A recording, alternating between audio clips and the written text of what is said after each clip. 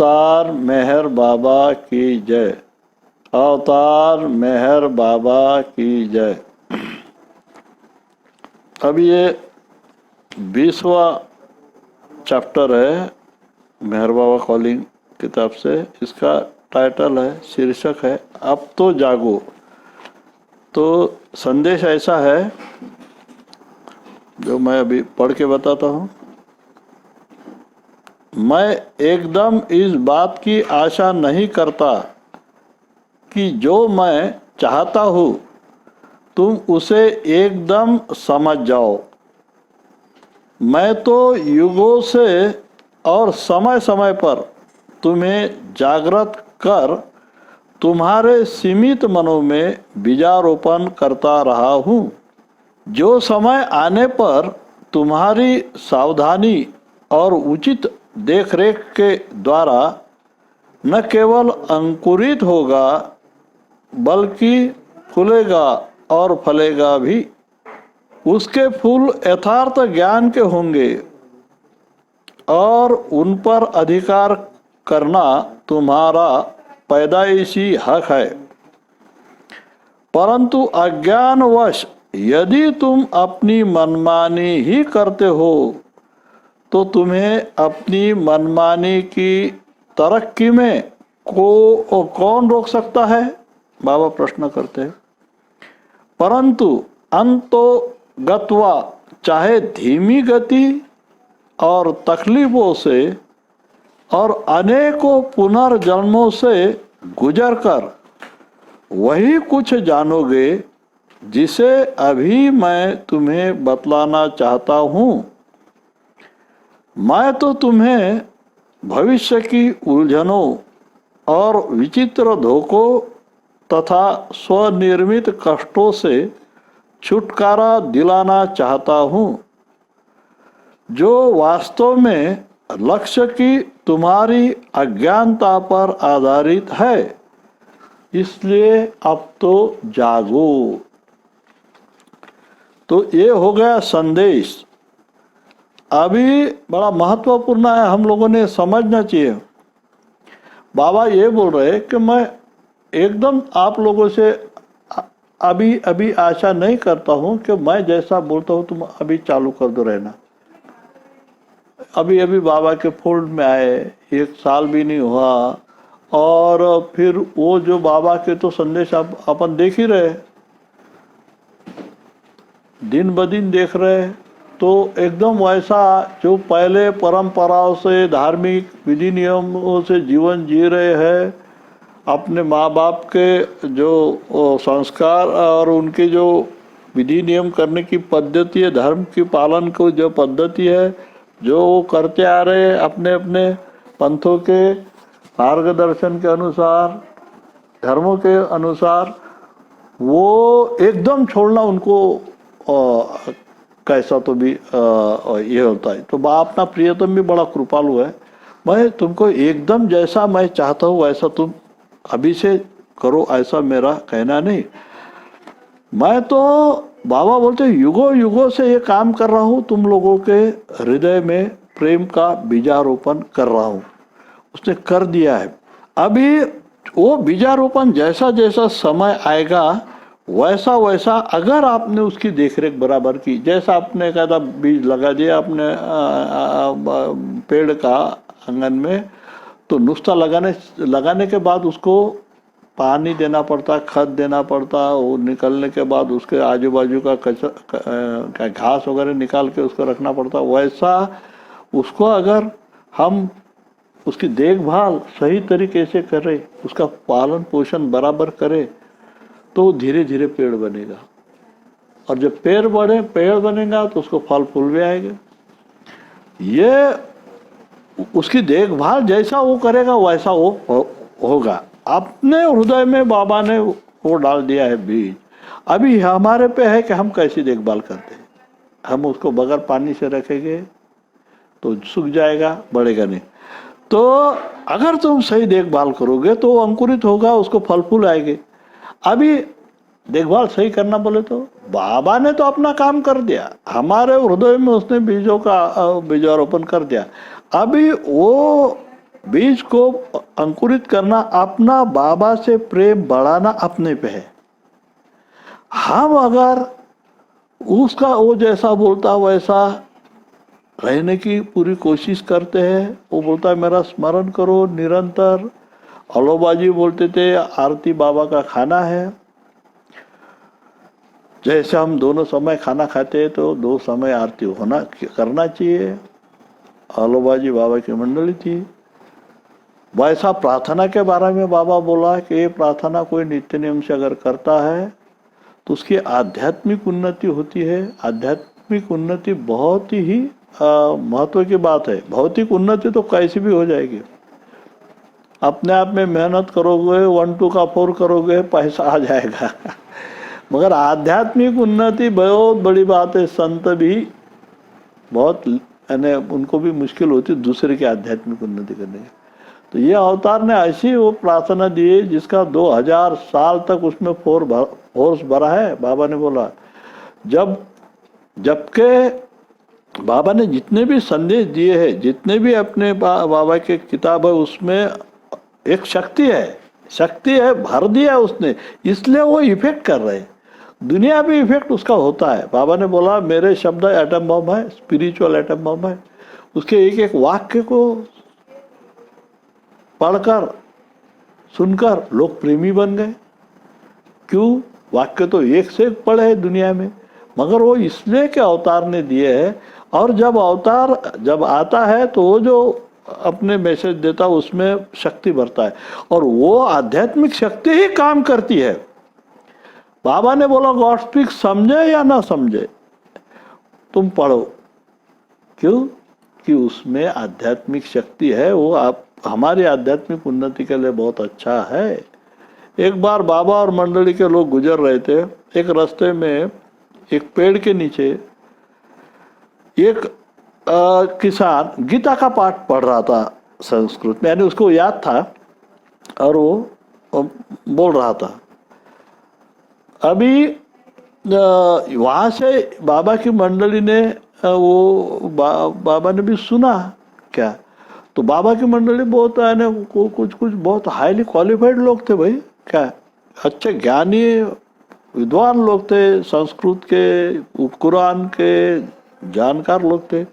तो उसमें से जो संस्कृत को अच्छी तरह से समझता था वो मंडली के आदमी ने बोला बाबा ये कैसा बोले, ये जो गीता के श्लोक का उच्चारण कर रहा है, ये जो बोल रहा है वो गलत कर रहा है, उसमें बहुत मिस्टेक हो रही। तो बाबा बोले चाहे उसमें मिस्टेक हो मगर फिर भी उसका फायदा हो रहा है, क्योंकि वो अवतार के शब्द है। समझ में बात?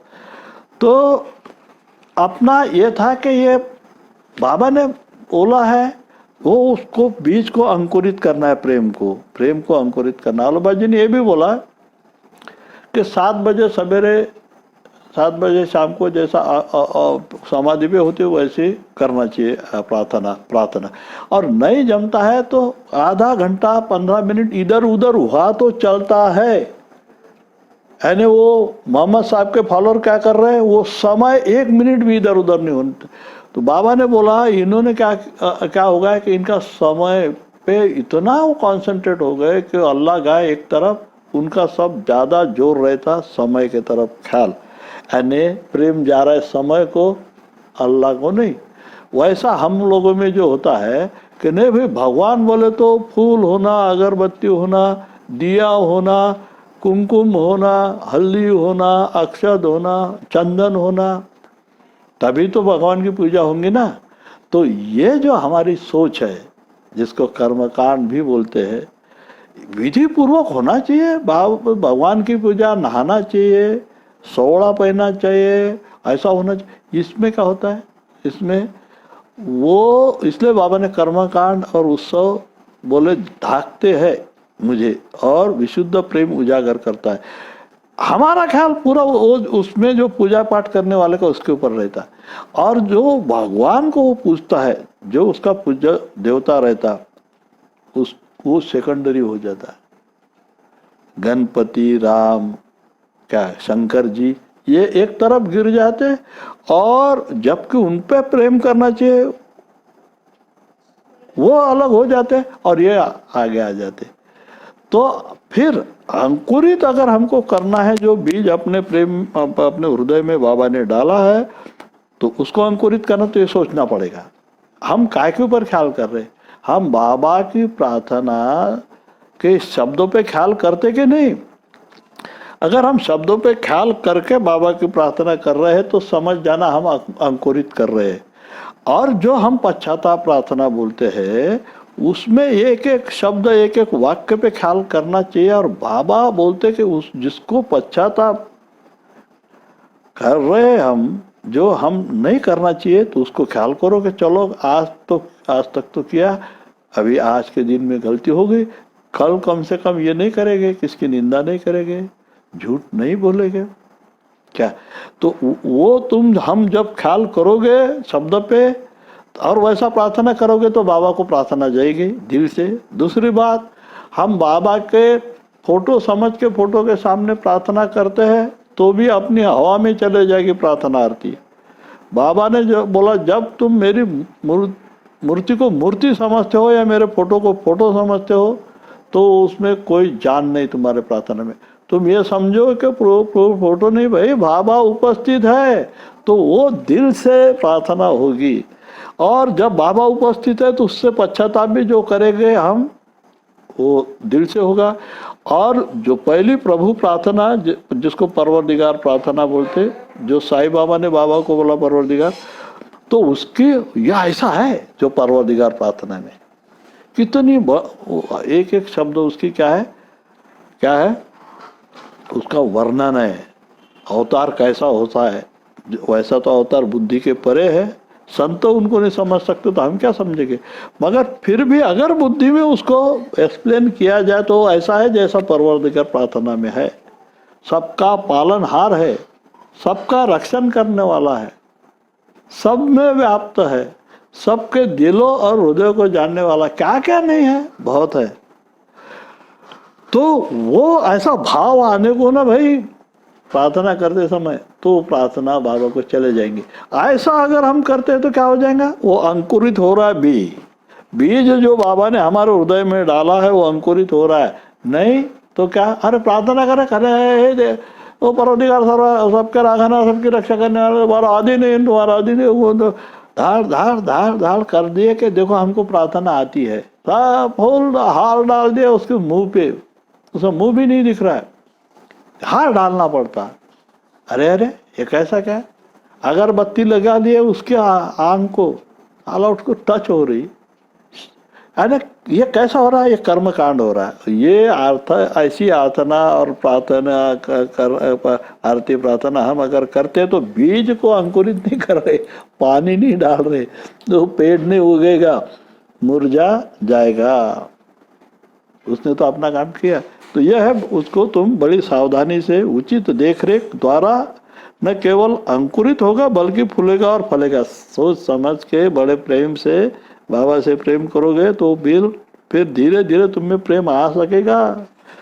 आगे चल के दैवी प्रेम भी क्या हो जाएगा, तुम्हारे में निर्माण हो सकेगा। और उसको जो फूल आएंगे, बाबा बोलते यथार्थ ज्ञान के आएंगे हैं, और उन पर अधिकार करना तुम्हारा पैदाइशी हक है। अनंत ज्ञान हमें छुपा है। और जो बाबा ने बीजारोपण किया उसको अगर सही ढंग से अपने देखभाल किए और उसका पेड़ में रूपांतर करके उसको फल फूल आ गए तो अनंत ज्ञान उजागर हो जाएगा। जो तुकाराम को हो गया था, जो भी रियलाइज सोल है सबको हो गया। और फिर उनको सब दुनिया में क्या चल रहा है यहाँ बैठे बैठे समझता है, दुनिया में सब में वो व्याप्त हो जाते। दैट इज अनंत का ज्ञान, हर एक का मन उनको समझता है। हाँ, तो अपना पैदाइशी हक है। परंतु अब ये देखो महत्व का, यह अज्ञानवश यदि तुम अपनी मनमानी ही करते हो तो तुम्हें अपनी मनमानी की तरीके में कौन रख सकता है, कौन रोक सकता है। बाबा हमको प्रश्न पूछते, लोग ऐसे, मेरे को फोन आया, एक पुराना सेंटर, बहुत पुराना, मैं समझता हूँ अमरावती सेंटर से भी पुराना सेंटर, वहाँ के एक प्रेमी का नया प्रेमी हुआ हो, उसका बहुत 1 घंटा 1.5 घंटा बोलते बैठा। बोले हाँ, मैंने आपको कुछ का टॉक वगैरह सुने हैं। आप तो हमेशा इस पे जोर देते कि बाबा को क्या चाहिए, हम जो मतलब का नहीं उसके ऊपर ख्याल ना करो, ऐसे बोलते हैं। बोले हमारे सेंटर में पुराने प्रेमी क्या करते हैं, सब बोले रीति रिवाज, सब उत्सव, सब परंपरा, पूरे पूजा पाठ, सर्व सब कुल देवता का, अपने पुराने जो घर में भगवान थे उसके त्योहार बड़े इससे मनाते। बोले तो अरे ये तो बाबा ने बोला नहीं अपने को बाबा मिलने के बाद। तो मैं जब उनको बोलता, बोले मैंने बोला उनको, तो बोला ऐसा थोड़ी होता है। अरे अपने को बीवी बच्चे है बहुत सारे, कुछ ऐसे उस करना पड़ता है, वो नाराज हो गए पुराने भगवान तो क्या करेंगे, बाबा है वो भी है। ऐसी उनकी सोच है, जिनको 50 साल हो गए बाबा के चक्कर में रह के, यानी वो बीज को क्या बोल देखभाल नहीं कर रहे हैं, वो अपनी मनमानी कर रहे हैं। जबकि उनका प्रियतम बोल रहा है कि अभी मैं तुमको मिल गया ना, तुमको कहीं जाने की जरूरत नहीं, कोई संत के पीछे नहीं, ना कोई तुम्हारे उत्सव कर्मकांड तुमको ढाकते हैं, इसको वो टरफल है, उसमें कोई भी फायदा नहीं है। इतना बोलने के बाद भी हम वो करते हैं, तो हम अपनी मनमानी कर रहे हैं। तो ऐसे मनमानी प्रेमी करने वाले प्रेमियों को बाबा का कहना है, फिर अपनी मनमानी ही करते हो तो तुम्हें अपनी मनमानी की तरक्की में कौन रोक सकता है।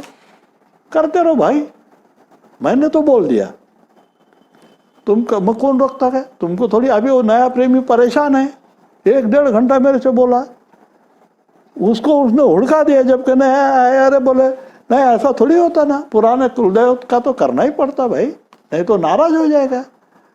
ऐसी अगर तुम्हारी सोच है तो तुम्हारी मनमानी हुई। तुम्हारा प्रियतम बोलता मैं हाईएस्ट ऑफ दी हाई हूँ, फिर कोई बात ही नहीं आती ना। फिर तुम सोच रहे हो तो तुम्हारी ये मनमानी, तो तुमको कोई रोक नहीं सकता। अभी देखो बाबा इसका ये रीजन देते, परंतु अंतो गत्वा चाहे धीमी गति और तकलीफों से और अनेकों पुनर्जन्मों से गुजर कर वही कुछ जानोगे जिसे अभी मैं तुम्हें बतलाना चाहता हूँ। मैं तो तुम्हें भविष्य की उलझनों और विचित्र धोखों तथा स्वनिर्मित कष्टों से छुटकारा दिलाना चाहता हूँ, जो वास्तव में लक्ष्य की तुम्हारी अज्ञानता पर आधारित है। इसलिए अब तो जागो भाई, लोग का हजारों लाखों जन्म के बाद वही जाना है, मुक्ति ही मिलाना है। और लाखों जन्मों की तकलीफ अभी देखो ना, एक ही जन्म में कितने 90% क्या, मोर देन 90% पब्लिक पूरे देश की परेशान है। करोड़ोंपति उद्योगपति परेशान है कि उनके धंधे बंद पड़े हैं, मजदूर परेशान है कि उनकी मजदूरी गई है, नौकरी वाले परेशान है कि इनकी नौकरियां जाएगी, कुछ की गई, अभी अपना नंबर कब आएगा सोच रहे हैं, सब टेंशन में। एक ही जन्म में तो इतनी सारी परेशानी है, तो भाई लाखों जन्म लगते हो मुक्ति को। अगर हम अपने मनमानी करके, जाना वही है, डेस्टिनेशन वही है, गोल वही है मुक्ति, और उसको बहुत तकलीफ है, बहुत कष्ट। और ये कष्ट क्यों, हमारे स्वनिर्मित, यही हमारी हमारी समझ ही गलत है कि हम बोलते कर्मकांड उत्सव से ही भगवान मिल सकता है। तीर्थाटन तो करना ही पड़ेगा, उपास तापास तो करना ही पड़ेगा, व्रत तो करना ही पड़ेगा, वट सावित्री तो करना ही पड़ेगा, नहीं तो लोग अपने को नाम रखेंगे, अरे पतिव्रता नहीं है, यह इसको पति नहीं होना अगले जन्म में। इसके डर से हमारा प्रियतम नहीं बोल रहा, हम कर रहे, ये हो गई मनमानी। और फिर मैं नहीं रोक सकता आपको, लो लाखों जन्म भोगते रहो, दुख हो भोगते रहो, और फिर भी क्या करोगे तुम, वो तुम्हारी प्रगति है।